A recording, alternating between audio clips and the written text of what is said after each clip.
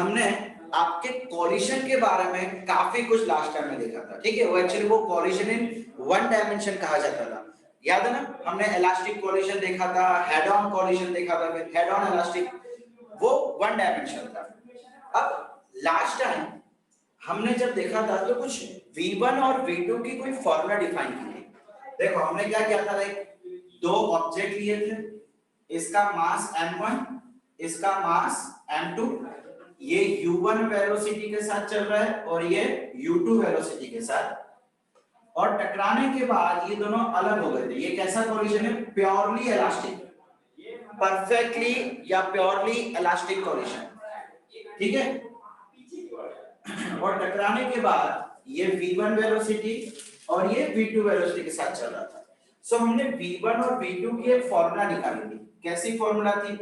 v1 is equal to m1 minus m2 u1 upon m1 plus m2 plus 2m2 u2 upon m1 plus m2। याद है formula?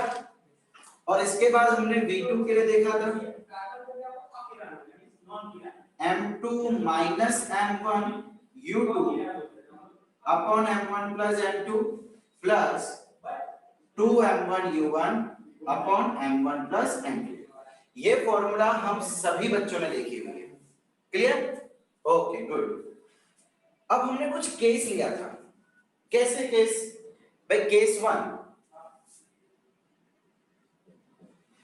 One हमने क्या discuss किया था बच्चा लोग? तो केस वन हमने क्या देखा था? If m2 is much greater than m1 and m2 is at rest। हमने ऐसी कोई कंडीशन देखी थी, याद है? एक दीवार है और एक बॉल है, तो दीवार का मास बॉल के कंपैरिजन में बहुत ज्यादा होता है, m2। एक दीवार, और दीवार कैसी होती है? रेस्ट पे। या तो हम ऐसा भी बोल सकते हैं कि एक ट्रक है और एक साइकिल वाला है, दोनों के मास में बहुत फर्क है। ट्रक खड़ा हुआ है और साइकिल वाला आके ट्रक से टकरा रहा है। तो उस समय हमने क्या सिचुएशन देखी थी कि जो जिसका मास कम है, बॉल या साइकिल, वो टकरा के वापस आएगा जितने स्पीड से गया था उतने स्पीड से, यानी कि उसकी फाइनल वेलोसिटी उसकी इनिशियल वेलोसिटी के बराबर रहेगी, लेकिन ऑपोजिट डायरेक्शन में जाएगा, टकराएगा, और जितने स्पीड से गया उतने स्पीड से वापस आएगा। ये चीज हमने देखी थी। और जो ट्रक है या जो दीवार है जिसका मास बहुत ज्यादा है, वो रेस्ट का रेस्ट पे ही रहेगा, यानी v2 is equal to 0 रहता है। इतने हमने केसेस देखे। अब इसी केस वन के अंदर उल्टा कर देता हूं। देखो चलिए ध्यान से देखिएगा। अब इसमें मैं क्या कर रहा हूं? Case two. अच्छा हमने एक्चुअली सॉरी केस वन ये नहीं देखा था। केस वन हमने क्या देखा था कि इफ ऑब्जेक्ट्स आर आइडेंटिकल, कि अगर m1 is equal to m2 है तो उसको हम m का नाम दे देते हैं। याद आया कुछ? ये केस वन देखा था। सो इसके अंदर हमने क्या देखा था कि वेलोसिटी एक्सचेंज हो जाती थी, है ना। यानी कि v1 is equal to u2 और v2 is equal to u1। Velocity exchange का मतलब है कि कॉलिजन के बाद, टकराने के बाद इसकी वेलोसिटी इसको चली जाएगी और इसकी वेलोसिटी इसको चली जाएगी, वेलोसिटी एक्सचेंज हो जाएगी। ये यहां, ये यहां। ये केस वन था। और केस टू जो अभी हमने डिस्कस किया, कौन सा? m2 is much greater than m1 and m2 at rest। तो उस समय v1 is equal to minus u1 और v2 rest। अच्छा अगर इसका उल्टा कर दूं तो केस थ्री। अच्छा अब मैं क्या कर रहा हूं? अब मैं उल्टा कर देता हूं कि साइकिल वाला रेस्ट पे है और ट्रक आके टकरा रही है, यानी कि m1 is much सॉरी चलिए ये वही का वही रखते हैं। m2 is much नहीं, m1 is much greater than m2 and m2 at rest। मतलब अब जिसका मास बहुत कम है, वो रेस्ट पे पड़ा है, यानी कि साइकिल खड़ी हुई है और ट्रक आ रही है।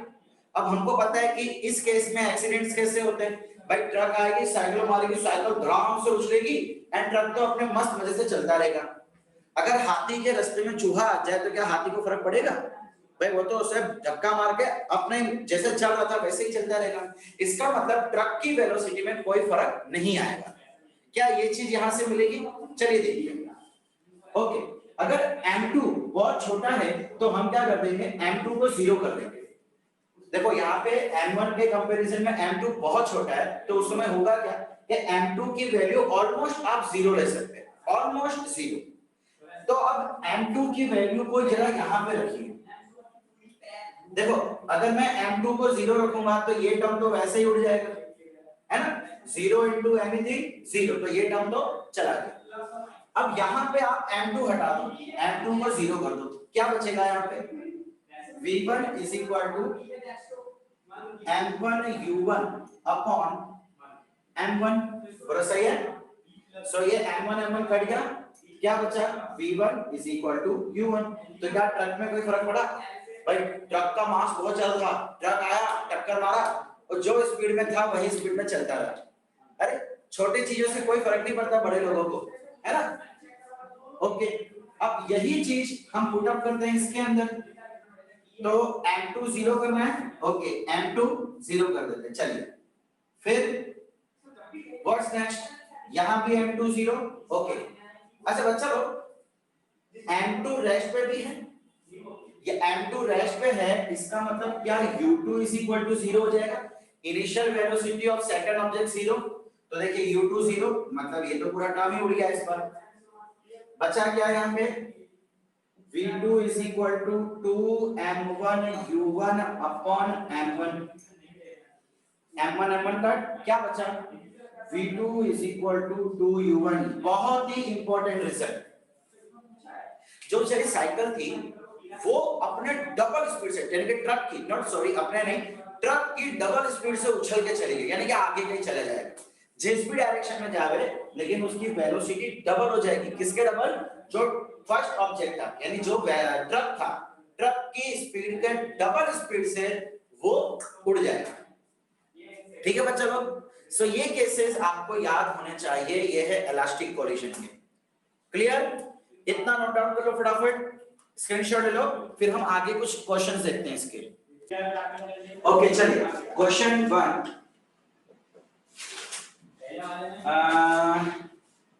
बच्चा लोग यहाँ पे दो ऑब्जेक्ट लिए हुए हैं, एक है 5 kg का, एक है 10 kg का, सॉरी ये भी 5 kg का। ओके, ये चल रहा है 10 मीटर पर सेकेंड की स्पीड से और ये इधर चल रहा है 3 मीटर पर सेकेंड की स्पीड से। अब इन दोनों के बीच में इलास्टिक कोलिजन हो रहा है। कैसा इलास्टिक कोलिजन हो रहा है? So find v1 and v2, यानी कि इन दोनों की फाइनल वेलोसिटी कितनी हो जाएगी वो बताइए। क्या होगा यहाँ पे?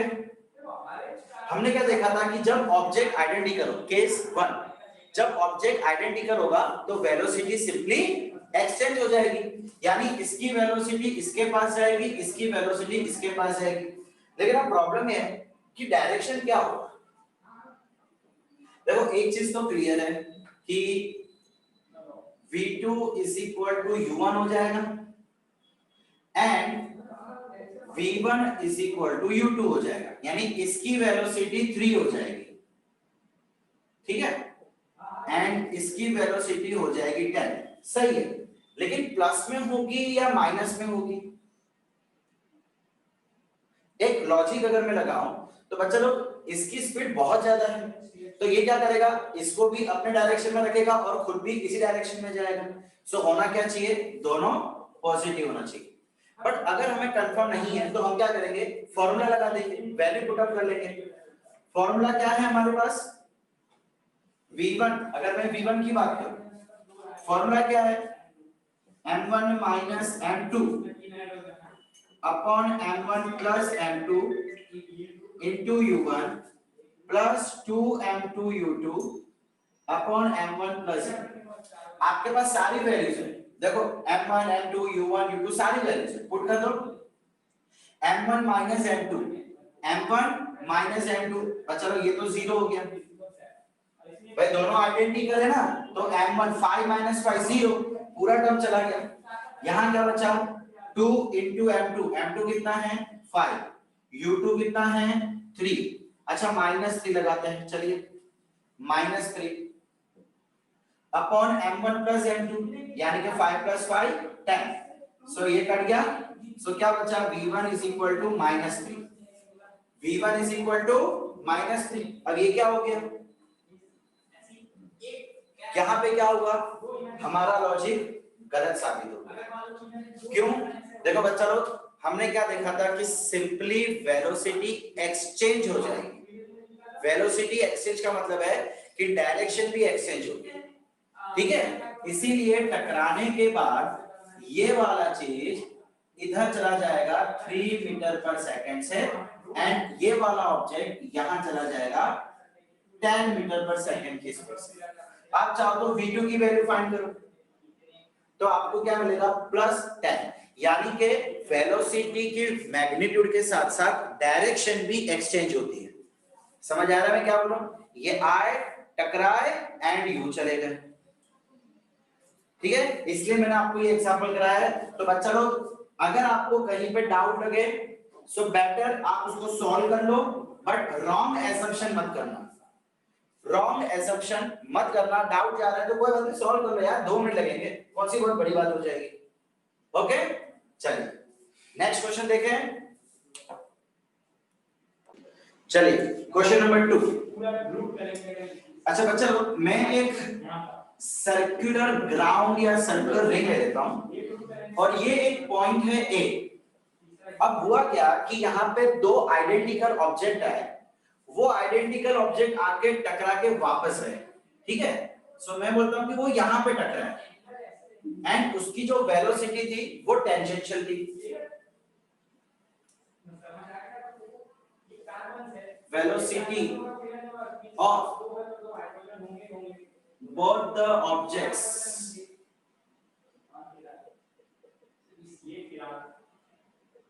is tangential। अब ये टकरा के इसी ग्राउंड के आसपास ही चल रहे हैं, ठीक है। कुछ भी तरीके से इसको फिक्स किया गया है, ये इसी सरकमफ्रेंस पे ही चल रहे हैं, ओके। इसकी वेलोसिटी आपको दे रखी है v और इसकी वेलोसिटी दे रखी है 2v, यानी कि ये वाला जो ऑब्जेक्ट है, चलो मैं इसको नाम देता हूं x, इसको नाम देता हूं y। तो जो ऑब्जेक्ट x है उसकी वेलोसिटी y के कंपैरिजन में डबल है। कहां जा रहा है,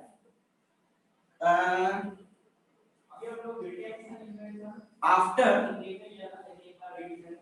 how many collisions, after how many collisions both the objects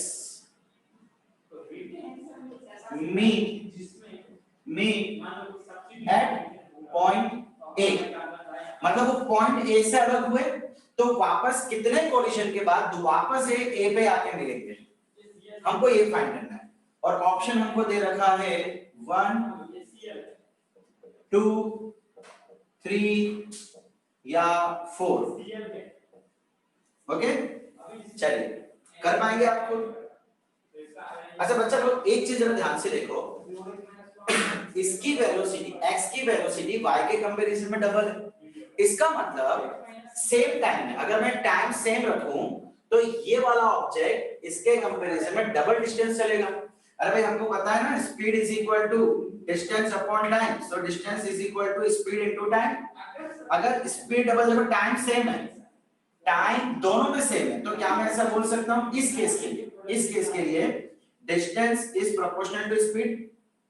अगर स्पीड डबल है तो डिस्टेंस भी डबल हो जाएगा, बिकॉज़ बच्चा दोनों को सेम टाइम लगे ना। वो जब टकराएंगे, सपोज करो कि ये 2 सेकंड में यहां से यहां आया और ये 2 सेकंड में यहां से यहां आया, तो ये तो टकराएंगे, टकराने का समय तो सेम ही होगा ना बच्चा, इसीलिए मैं टाइम को यहाँ पे रिमूव कर दूं। सो डिस्टेंस डायरेक्टली डिपेंड करेगा स्पीड पे। चलिए ठीक, ऐसा मान लेते हैं कि ये वाला ऑब्जेक्ट यहाँ पे कहीं आके टकरा और ये वाला ऑब्जेक्ट इधर से आ गया। इन शॉर्ट मैं क्या कर रहा हूं बच्चा लोग, अब सर्कल के इस रिंग के 3 टुकड़े कर रहा हूं। देखो मैंने क्या कर दिया, इसके 3 टुकड़े कर दिए। क्यों? बिकॉज जितनी देर में ये यहां आएगा उतनी देर में ये यहां आएगा। सो मैंने बोल दिया कि ये फर्स्ट पार्ट और ये 2 पार्ट, डबल स्पीड है ना, इसकी 2 उसकी 1, 3 पार्ट। क्लियर? उसमें इंटरमीडिएट बता, उसमें एक ही स्टेप होगा। जैसे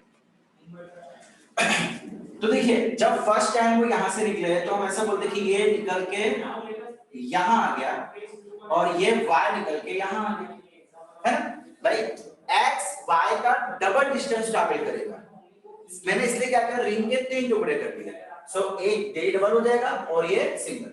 चलिए अब ये यहां से टकराएगा तो बच्चा लोग इस समय क्या होगा, टकराने पे वेलोसिटी एक्सचेंज हो जाएगी बिकॉज दोनों ऑब्जेक्ट्स आइडेंटिकल है।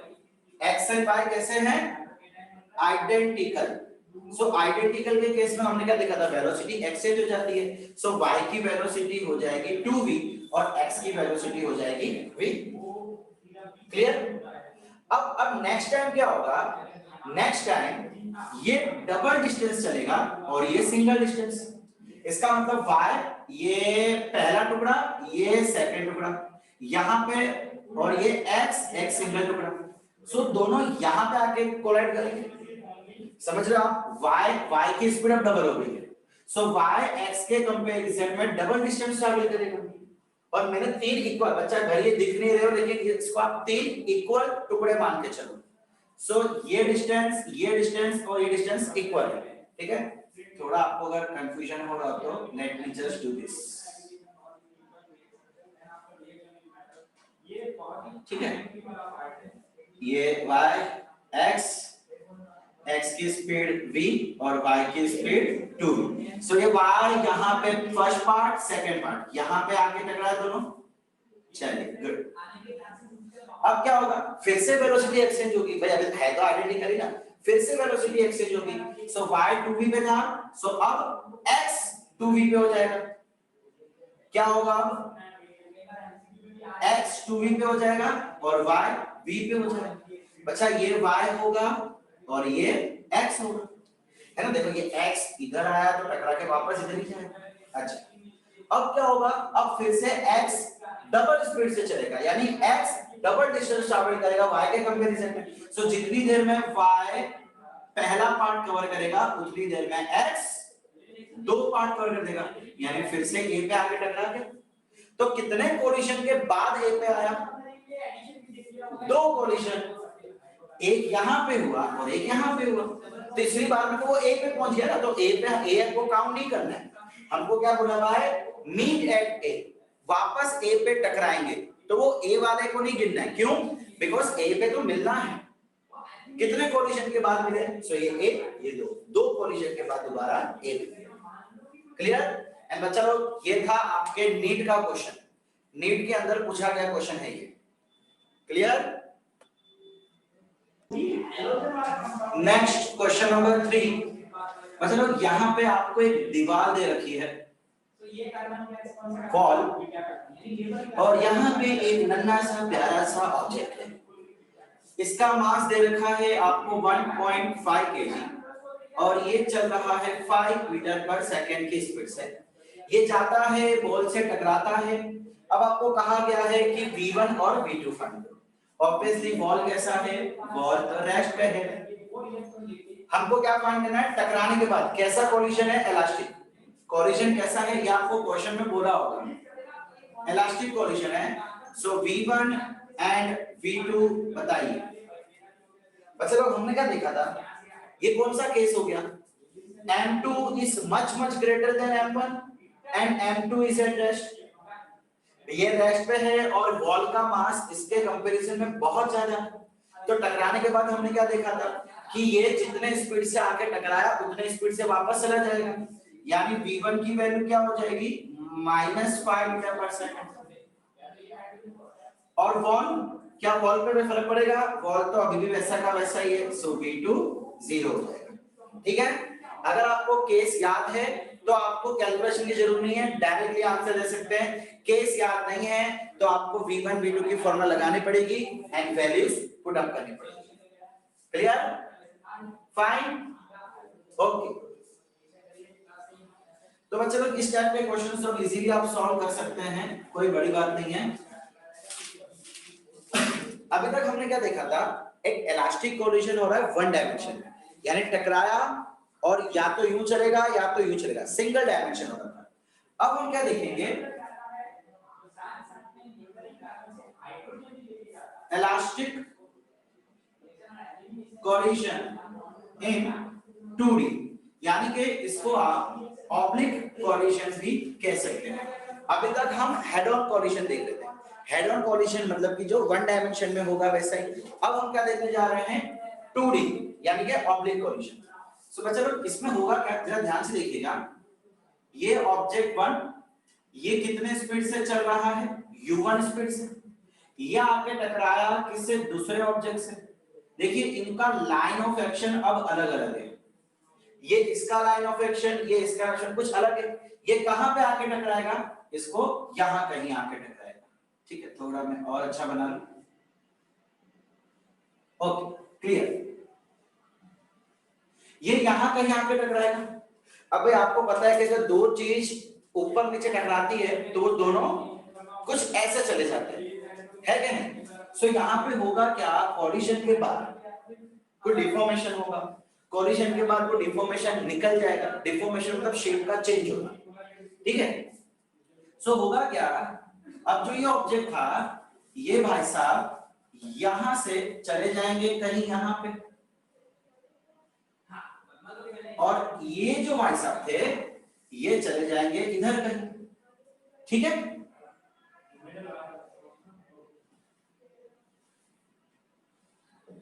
ये ऑब्जेक्ट ऊपर कहीं चला जाएगा, ये ऑब्जेक्ट नीचे कहीं चला जाएगा।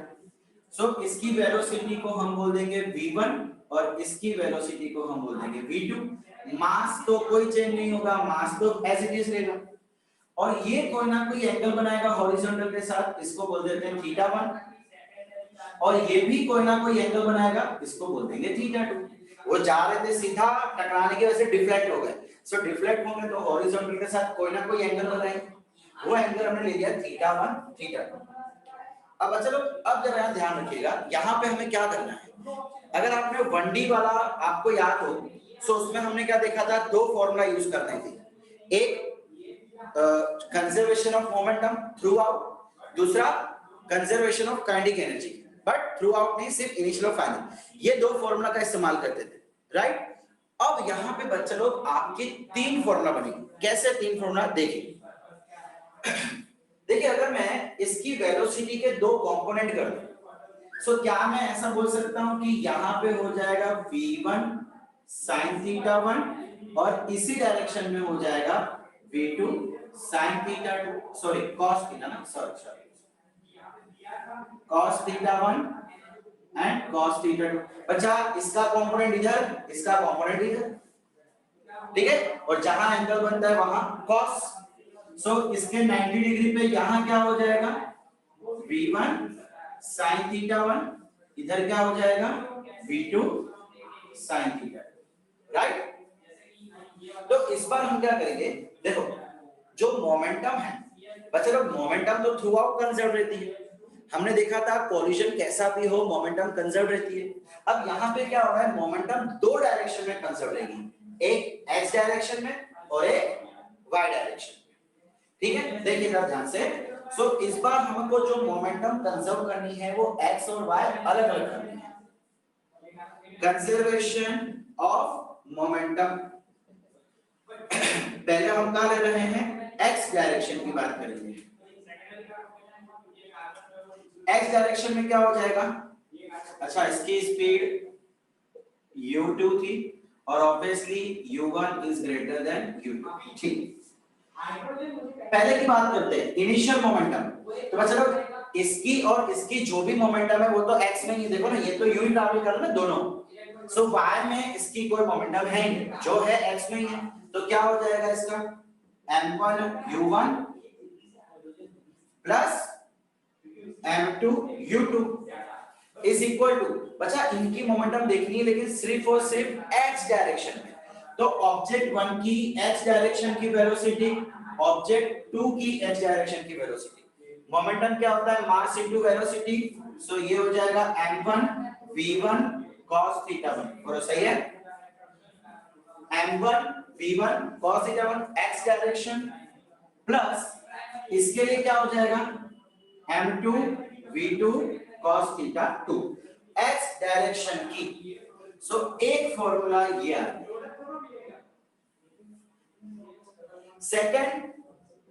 सेकंड हम बात करेंगे अब y डायरेक्शन की।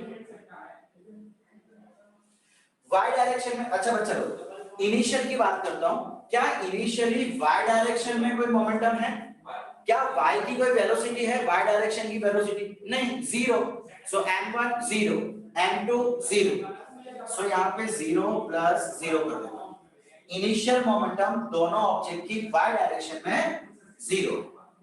ओके, अब इसकी बात करूं तो मतलब क्या इन ऑब्जेक्ट्स की y में कोई वेलोसिटी है, हाँ बिल्कुल, देखिए y डायरेक्शन की वेलोसिटी है, मास तो दोनों के पास है, सो यहाँ पे हम क्या लिख लेंगे m1 v1 sin θ1 plus m2 v2 sin θ2।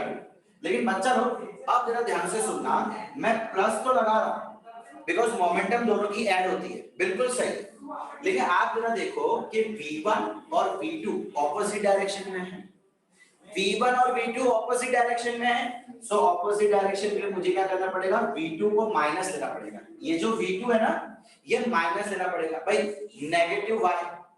Negative y direction में माइनस, इसलिए हमने यहाँ क्या कर दिया, माइनस कर दिया, इसको उठा के यहाँ ले आओ, तो ये क्या हो जाएगा m2 v2 sin θ2 is equal to m1 v1 sin θ1। यह आ गई हमारी सेकंड फॉर्मूला। और थर्ड वही काइनेटिक एनर्जी। काइनेटिक एनर्जी की फॉर्मूला क्या थी, kinetic energy initial is equal to kinetic energy final. So initial kinetic energy m1 u1 square half m1 u1 square plus half m2 u2 square.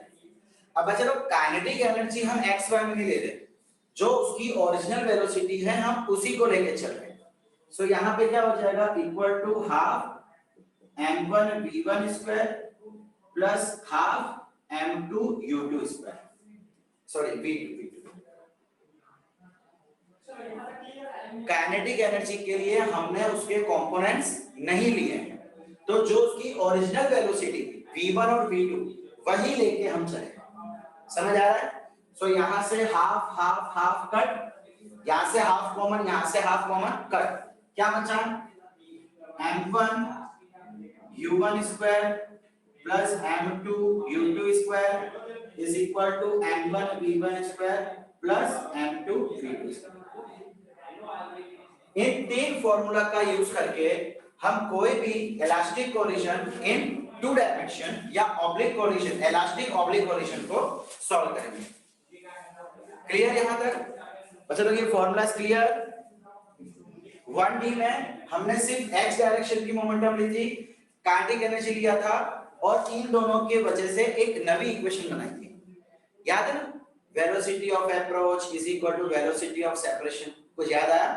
तो हम ये वाली equation और velocity वाली equation use करते थे, बट 2D में हम ये तीन इक्वेशन का इस्तेमाल करेंगे।